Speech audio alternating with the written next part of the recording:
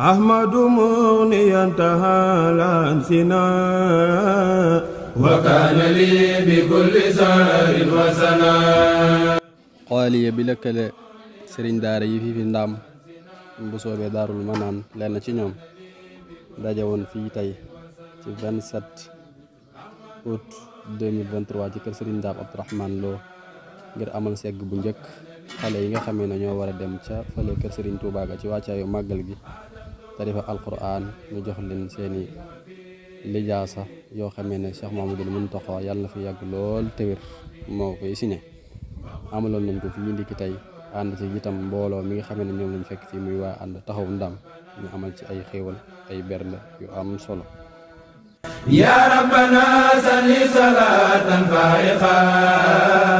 kulla salatin bi raisin laiqa ma salamin lahi jari salam ala wasilati lakal ma'il mala بسم الله الرحمن الرحيم إنا أعطيناك الكوثر فصل لربك وانهر إن شانك هو الأبتر بسم الله الرحمن الرحيم قل يا أيها الكافرون لا أعبد ما تعبدون ولا أنتم عابدون ما أعبد ولا أنا عابد ما عبدتم ولا أنتم عابدون ما أعبد لكم دينكم ولي دين بسم الله الرحمن الرحيم إذا جاء نصر الله والفتح ورأيت الناس يدخلون في دين الله أفواجا فسبح بحمد ربك واستغفره إنه كان توابا بسم الله الرحمن الرحيم تبت يدا أبي لهب وتب ما أغنى عنه ماله وما كسب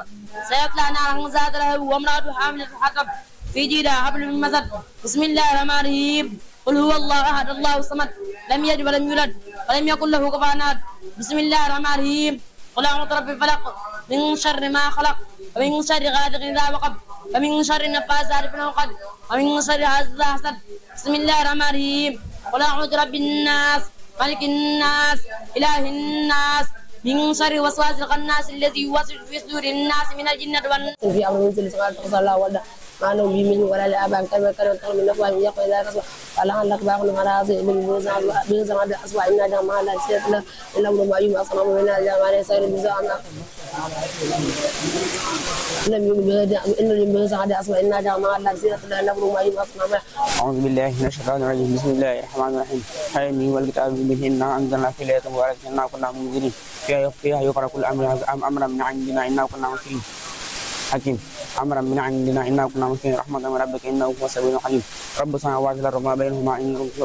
إن كنتم موقنين لا إله إلا هو يحيي ويميت ربكم ورب آبائكم الأولين بل في شك يلعبون فاتقوا متى السماء بدخان يخشى هذا عذاب أليم ربنا اشرح عنا عذابنا بهم عنا له ذكر وقد جاء رسول مبين ومن خاف مقام ربه جنتان فبأي آلاء ربكما تكذبان ذواتا أفنان فبأي آلاء ربكما تكذبان فيهما عينان تجريان فبأي آلاء ربكما تكذبان فيهما من كل فاكهة زوجان فبأي آلاء ربكما تكذبان متكئين على كرسي مطاعينها من صبيق وجنى الجنتين دان فبأي آلاء ربكما تكذبان فيهن قصاص لم يقبلهن إنس قبلهم ولا جان فبأي آلاء ربكما تكذبان كانهن الياقوت والمرجان فبأي آلاء ربكما تكذبان فجزاء الإنسان إلى الإحسان فبأي آلاء ربكما تكذبان ومن دونهما جنتان فبأي آلاء ربكما تكذبان مدهامتان واغفر لنا وآتنا بأنبياء نكون في الدارين